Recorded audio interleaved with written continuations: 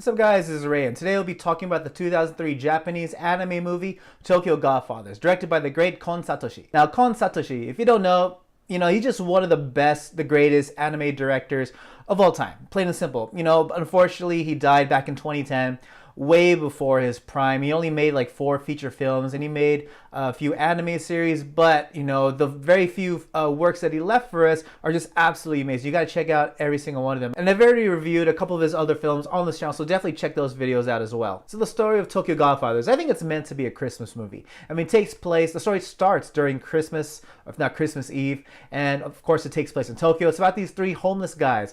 You have this elderly gentleman, well not elderly, he's like middle-aged, by the name of Gin. You have this runaway girl by the name of Miyuki, and you have this drag queen by the name of Hana. They all have their own reasons as to why they ended up becoming homeless. But one day, dumpster diving, they find this baby just abandoned and just like crying, probably about to freeze to death in the snowy weather. So what these 3 do, they decide to take the baby, and instead of delivering it to the police like any sane person would do, they decide to take care of the baby themselves.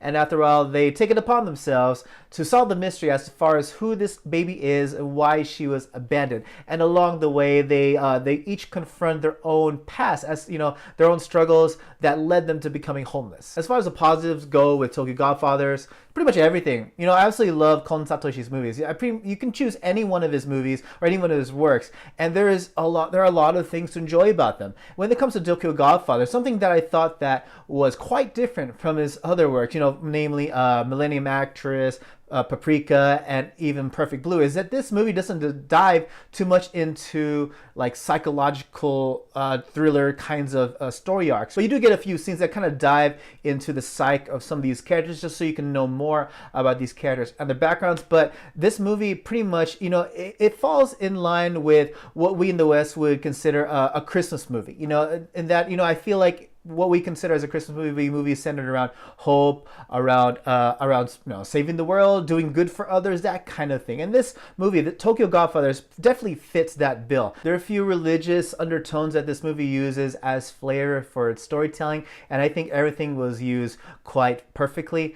And this movie, it goes into, you remember that movie 3 Men and a Baby, where 3 men, it's in like an old 80s movie, and in that movie these 3 men find this baby. They don't know who the baby belongs to, but they decide to take care of it. That's pretty much what this movie is, except you kind of have different elements in the mix to kind of change it up and make it fun. Like, for example, you have homeless people, and each of these homeless people have their own background. They're all very different from each other, and I think that's what makes each of these 3 characters very, very lovable and very connectable. And you really feel for these characters and their backstories. And the backstories have a lot to do with the growth of these characters. And, as I mentioned earlier, somewhat kind of unrelated events come into place. And when the characters confront them, it all relates to something about their traumatic past that led them to becoming homeless. And I think that's something interesting about the story. This movie throws a bunch of coincidences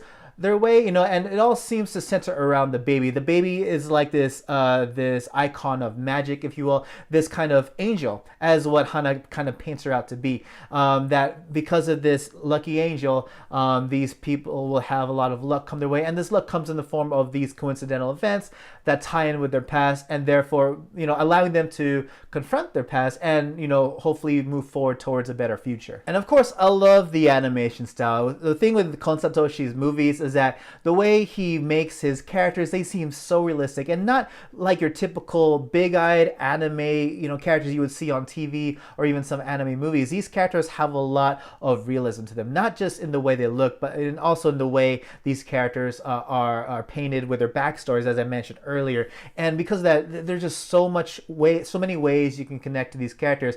And not only that, but also the city of Tokyo comes to life, and just the way everything is drawn together, I absolutely love it. And the animation style is perfect to bring together all these seemingly random events that come out these characters' ways. It's very episodic in the way these characters go from different experience to the next experience.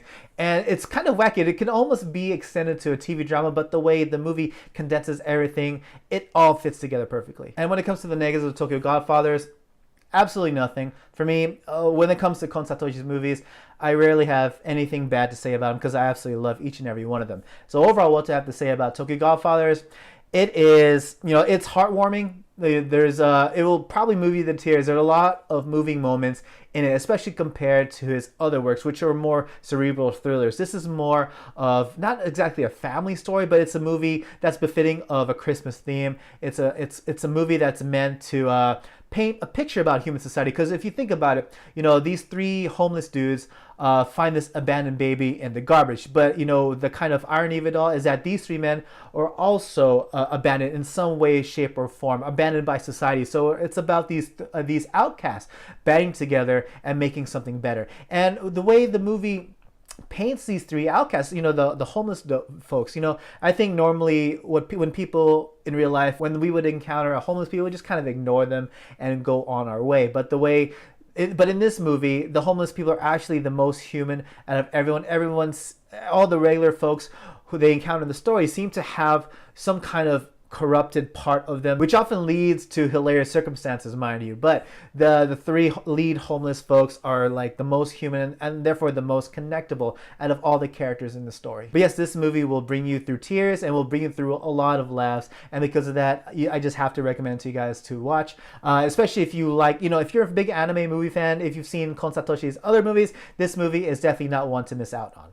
But yes, those are my thoughts on Tokyo Godfathers. What do you guys think? Please let me know in the comment section below. Don't forget to like, share, and subscribe. And by all means, if you really dig my content, please know you can support Eiga-Man Ray on Patreon from as little as $1. And that's about it for me, guys. And as always, everyone, thank you so much for watching and hope to catch you all again in the next video. Take it easy.